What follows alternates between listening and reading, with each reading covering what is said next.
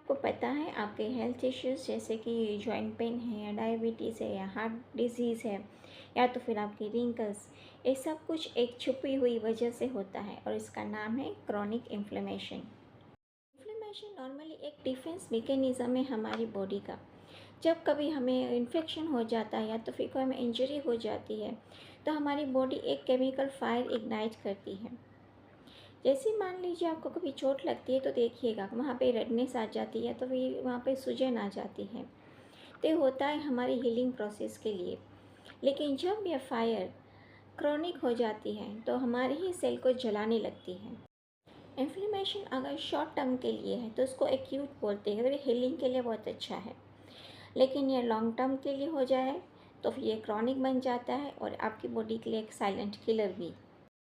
लेकिन प्रॉब्लम तब होती है जब इन्फ्लेमेशन क्रॉनिक हो जाए, मतलब अंदर ही अंदर कंटिन्यूसली एक छोटी सी फायर जलती रहती है। तो चलिए अब मैं शेयर करती हूँ आपके साथ क्रॉनिक इन्फ्लेमेशन के effects. Chronic inflammation is equal to inflame aging. Harvard study के अनुसार इन्फ्लेमेशन लिंक होता है हमारे रिंकल्स के साथ, डायबिटीज़ के साथ, हार्ट डिसीज़ के साथ एंड अल्जाइमर्स के साथ। High sugar plus stress is equal to high CRP is equal to fast aging. Ageing plus inflame ageing. Ageing process में सबसे बड़ा कल्प्रीट है इन्फ्लेम एजिंग, यानी कि long term low grade inflammation जो आपके सेल्स को डैमेज करता है।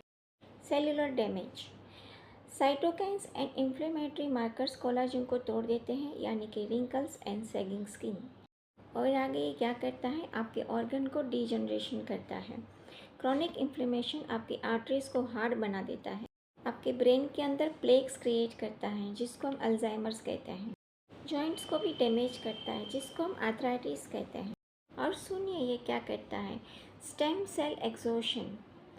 इन्फ्लेमेटरी एनवायरनमेंट स्टेम सेल की रिन्यूअल कैपेसिटी को किल करता है और इसी वजह से आपकी बॉडी की जो रिपेयर एबिलिटी है वो स्लो हो जाती है।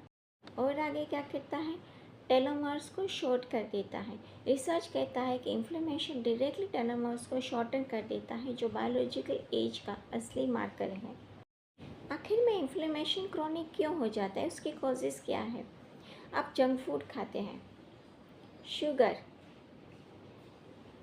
शुगर के अंदर आप कुछ भी समझ लीजिए, चाहे आप आर्टिफिशियल शुगर चाय के अंदर चीनी डालते हो वो भी समझ लो, या तो फिर जितने भी आप कोलास पीते हैं उसके अंदर भर भर के शुगर होता है।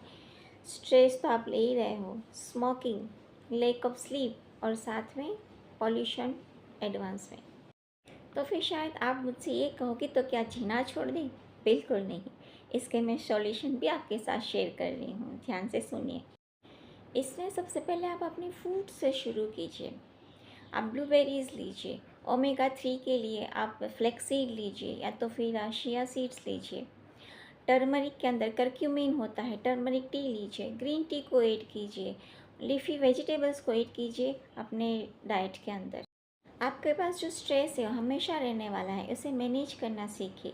डीप स्लीप लीजिए, मेडिटेशन कीजिए, अपने आप को साइलेंस में रखने की कोशिश कीजिए। मॉडरेट एक्सरसाइजेस, ये आपके इन्फ्लेमेशन मार्कर्स जैसे कि CRP उसको रिड्यूस करता है। अनुलोम विलोम किया कीजिए, इससे क्या होगा, आपका इम्यून सिस्टम है वो रिस्टोर होता है। और साथ में डीप स्लीप के लिए आप योग निद्रा का अभ्यास कीजिए। क्रॉनिक इन्फ्लेमेशन के लिए सबसे असरदार है टर्मरिक टी। सुबह सुबह उठते ही गर्म पानी के अंदर हल्के फुल्के मतलब ल्यूक वार्म वाटर होना चाहिए, उसके अंदर थोड़ी सी हल्दी डालिए, थोड़ा सा ब्लैक पेपर का पाउडर डालिए, मिक्स कीजिए और उसे पी जाइए। ये आपके क्रॉनिक इन्फ्लेमेशन के लिए बेस्ट मेडिसिन है और आजमाई हुई है, ट्राई कीजिएगा। साइंस कहती है ageing is nothing but inflame ageing. एक बात समझ लो, एजिंग कोई रिंकल्स की बात नहीं है। ये जो आपके अंदर साइलेंट फायर जलती रहती है वही आपको जल्दी बूढ़ा बनाती है। अगर आपको यंग रहना है तो आपको ऐसी लाइफस्टाइल को चूज़ करना होगा जो आपके इस क्रॉनिक इन्फ्लेमेशन को काम डाउन करे। हर एक ग्रीन स्मूदी, हर एक मेडिटेशन आपके स्ट्रेस को और आपके इन्फ्लेमेशन को काम डाउन करने में मदद करता है।